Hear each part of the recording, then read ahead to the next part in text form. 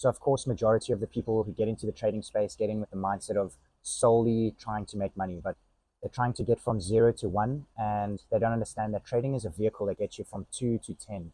So we've been turning down a lot of clients lately for the simple fact that they don't have money to start. They don't have any finance foundation for themselves. The optimal client that we have are people who are business owners, guys who have money in the bank that don't know what to do with it. They want to diversify, they want to buy back time.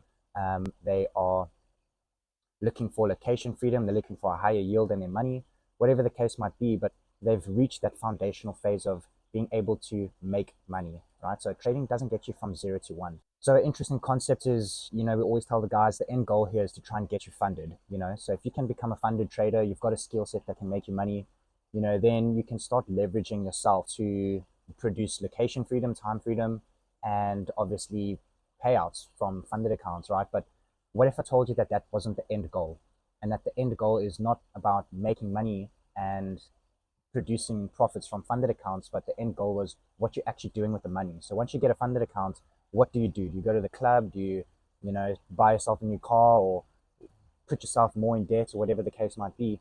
I think the end goal is actually what you're doing with the money. So making money, you start realizing that it's actually pretty easy. As for myself, I was trying to chase the income generation phase my whole life and not chasing the income preservation. So, on a deeper note, this isn't really just about indicators or value areas or moving averages or, perfect strategy and risk mitigation, whatever the case might be. These are all important elements to becoming a good day trader and having strategy for becoming a portfolio manager for yourself.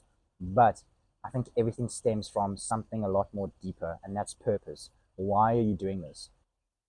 What's your true motivation behind what you actually want to be doing? I think that's the difference between why people actually succeed in this game and why people don't, is not whether they have good family background, or, they have the mental capability to and fortitude to withstand throughout stressful times. I think these are all important things, but I think it all really stems down to trading with purpose and not for income. So, I've seen it over and over again. I've just surrounded myself with people who are making a lot of money, and they keep trying to chase more money because they think more money is going to produce more happiness. But as for myself, I went from getting one payout in a month to 2 payouts to 3 payouts.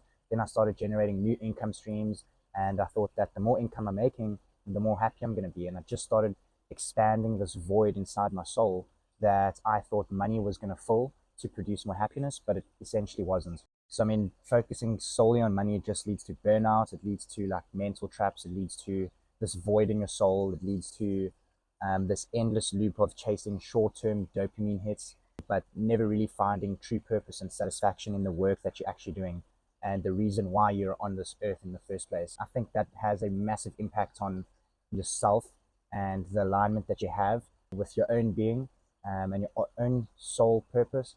Because at the end of the day, guys, what making $1 million and making $10 million probably buys you the same stuff. Making $1 billion probably buys you the same stuff too. So you need to know like why you're doing this, because money is not going to be making you any more happier.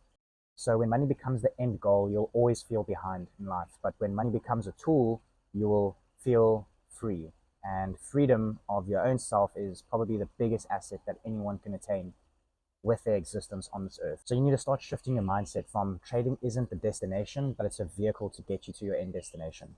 The end destination would be things like time with family, building something meaningful, contributing to important causes in life.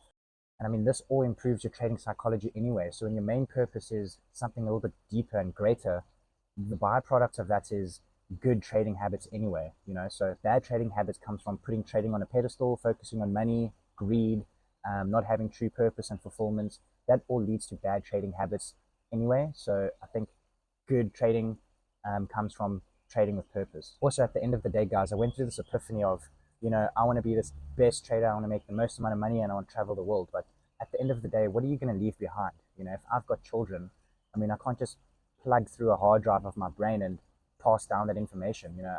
Maybe not now, but I want to be able to leave something behind. So I think a lot of the guys that have this selfish, and it is the same as me, but they've got the selfish outlook that trading is going to be their be all end all, and that's what they're going to have. But think a little bit deeper. Like, what are you going to leave behind? You're going to make all this money from trading, and then when you die, everything is gone. Like, who are you going to be remembered for?